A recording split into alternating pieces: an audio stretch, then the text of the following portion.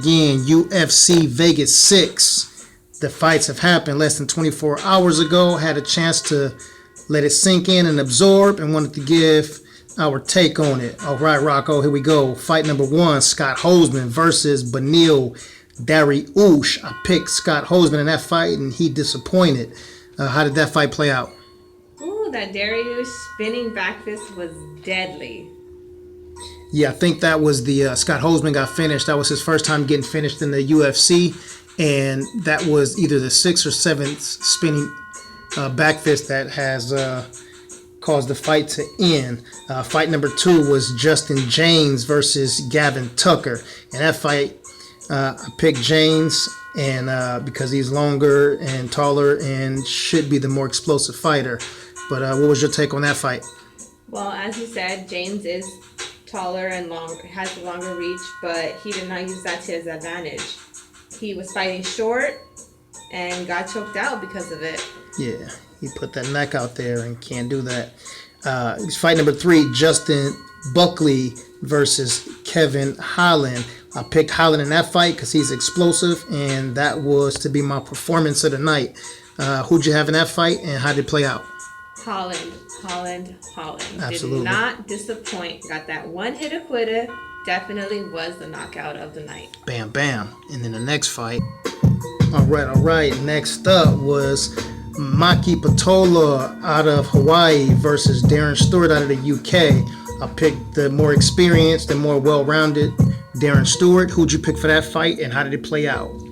I also picked Darren Stewart, and well, that choke was nasty.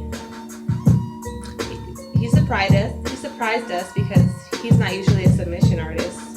Yeah, he's a well-rounded, but he's definitely not known for his submissions. But, you know, when you put a limb out there, you put your neck out there that way, and somebody that strong is going to take advantage of it, and he did. And, yeah, I think some bright things for him coming up in the future. He should be moving into the top 12 to top 10 with this victory. All right, so the next fight is in the co-main event. Had Omari Amagdov with the veteran and former middleweight champion Chris Weidman. I had Omari winning the fight with this because Chris Weidman just hasn't been looking too good lately. Who'd you pick for this fight, and how did this fight look to you? Well, I can understand why you didn't pick Chris Weidman. I didn't pick him either, and he came out slow in the first round, so you know he disappointed a bit. But that second round, he was way more explosive, landed more punches, took the fight to the ground. Yep. And in that third round, he controlled the ground all day. Omari led him. Yeah, Omari ran out of energy. Chris Weidman is such a strong wrestler that if he takes you down and get on the top of you, you know, it's like being underneath a python or a boa constrictor. You know, which takes us into our boa constrictor in the main event of the evening, the Black Beast, Derek Lewis versus Alexei Olenek.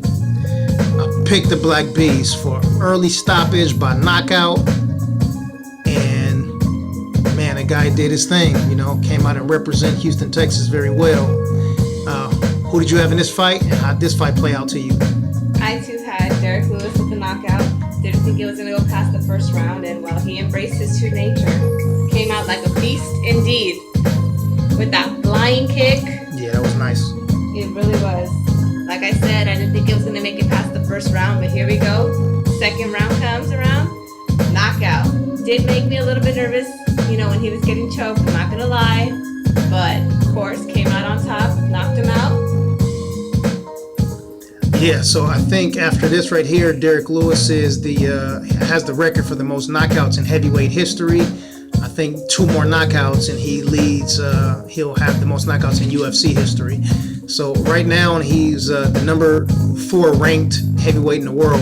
What would you like to see for Derek Lewis now and after getting this vicious knockout?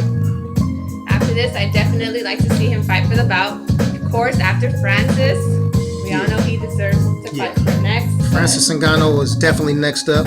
After this, I would like to see Derek Lewis either face Curtis Blades, who's a classic example of wrestler or grappler versus striker, or see him fight Stipe Miocic. But yeah, he should have a title fight coming up pretty soon. But overall, man, I think it was an underestimated card, and we had a lot of finishes throughout the night with knockouts and submissions. But I'm definitely not disappointed. Neither am I. Cool. Anyway, that's the wrap up for UFC Vegas 6. See you again shortly with some more MMA and boxing. Peace.